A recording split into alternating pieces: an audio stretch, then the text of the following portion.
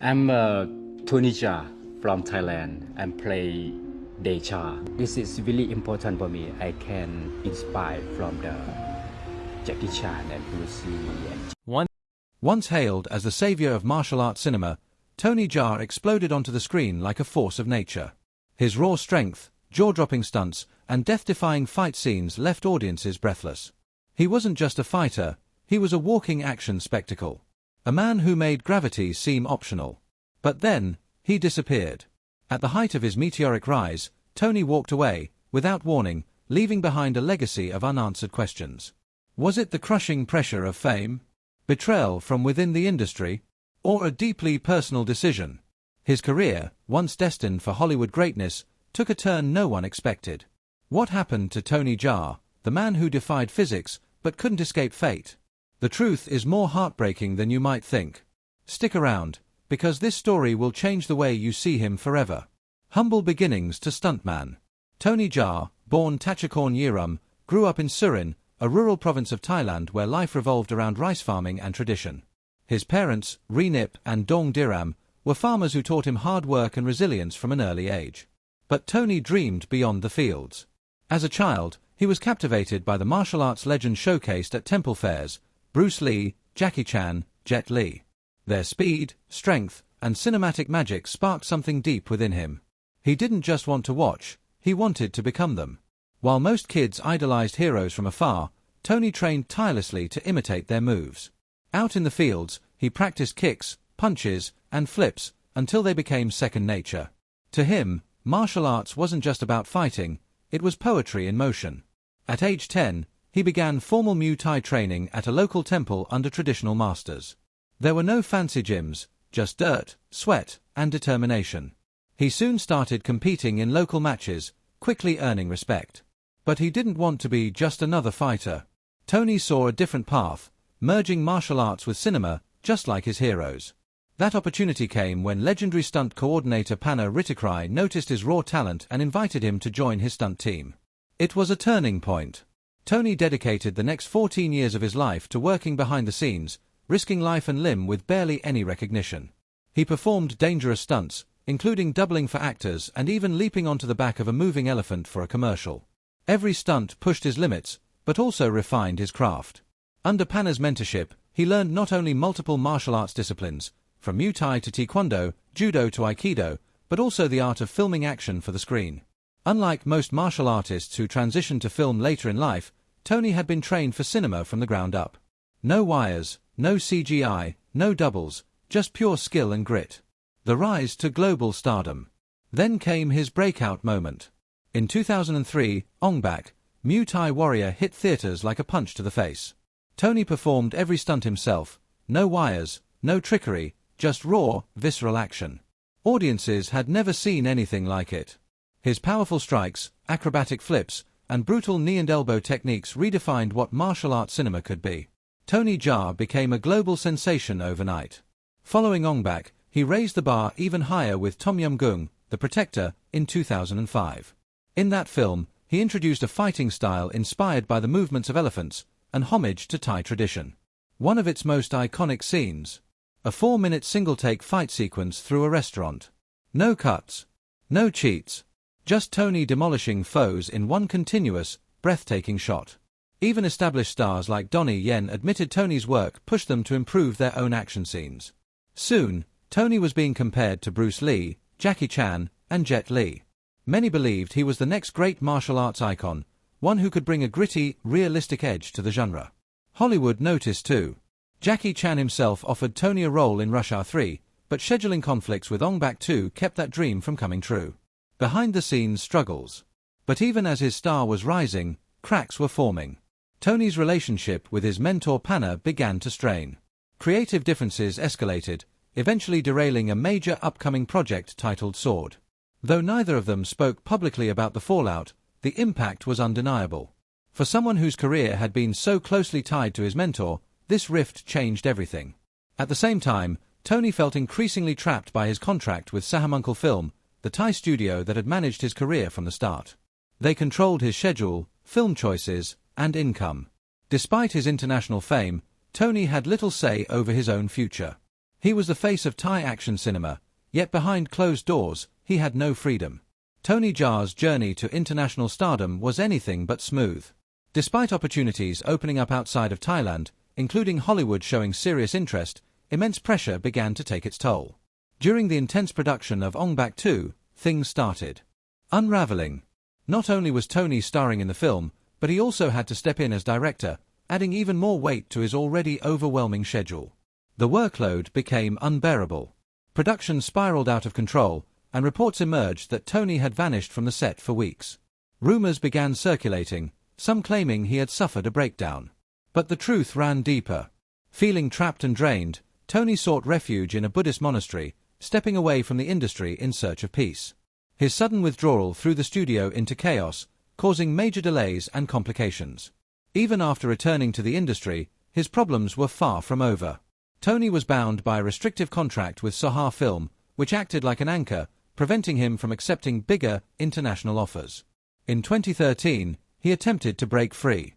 But Soha Film wasn't letting go easily. They tried to block his participation in Fast and Furious 7 and even demanded up to $50 million for his release.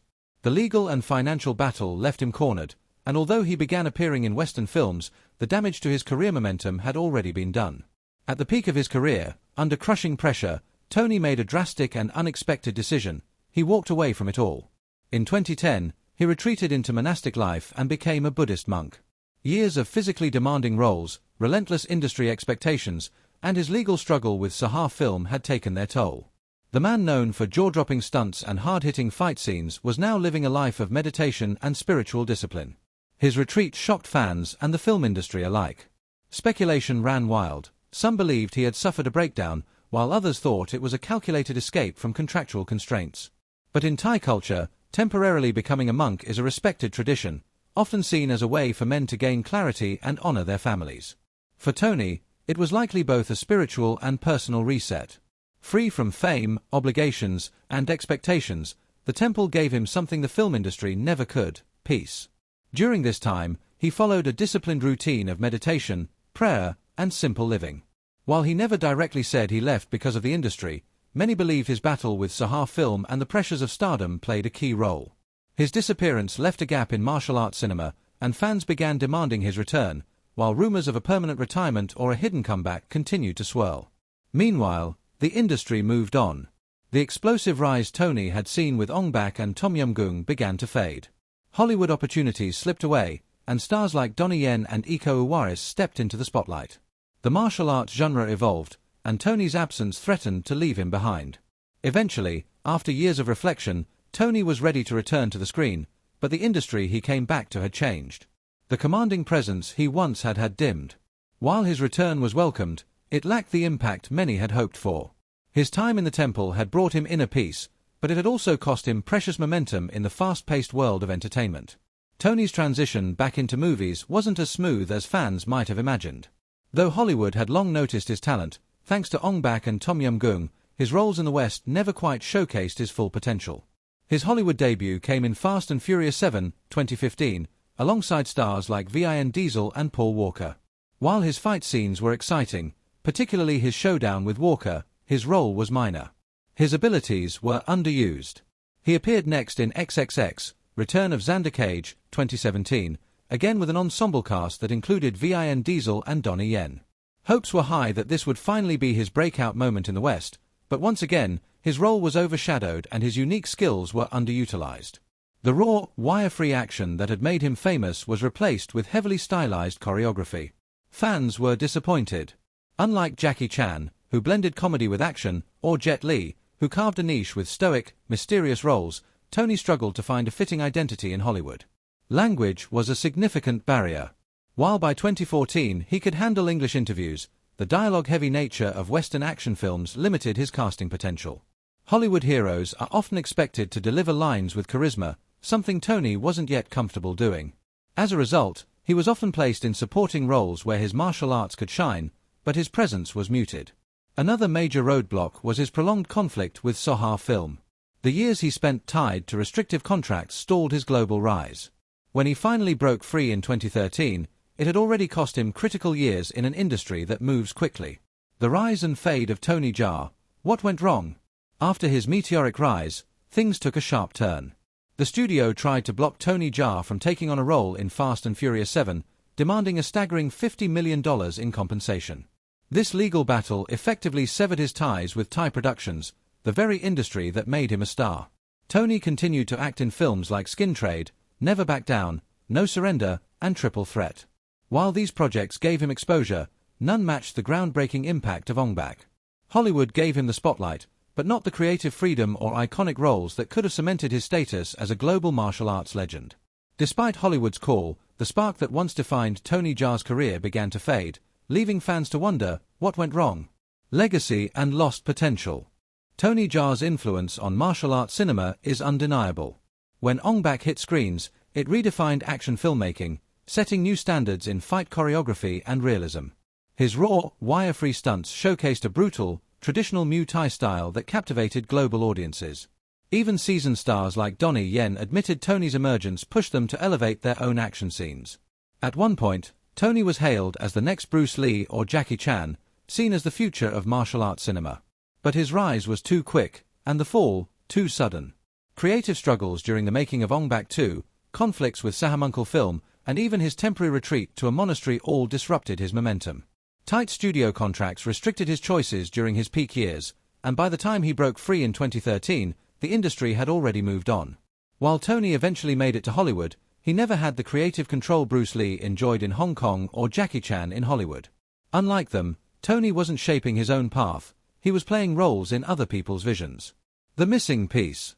Tony Jaa's characters lacked emotional depth. While Bruce Lee and Jackie Chan created iconic personas that transcended fight scenes, Tony's roles rarely left a lasting mark. In Ong Bak, his most memorable moment was simply stating his name and hometown. Tom Yum Goong centered around the search for a stolen elephant, fueled by physical spectacle, not emotional storytelling. Bruce Lee explored the why behind fighting. Tony focused on the how. And that made it harder for audiences to connect with him beyond his impressive skills. A legacy that still shines. Despite these hurdles, Tony Jaa's impact on action cinema remains significant. His fight choreography is still studied, his stunts continue to inspire, and his name is etched in martial arts film history. But one question lingers.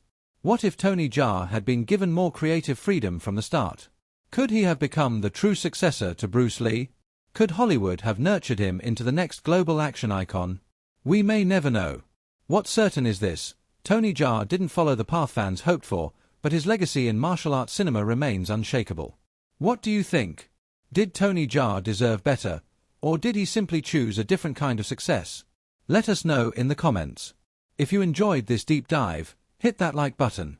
And if you love martial arts and action films, make sure to subscribe and turn on notifications so you never miss a video. And don't go anywhere. Click on the next video to uncover more untold stories from the world of action cinema. You won't believe what happened to this martial arts icon.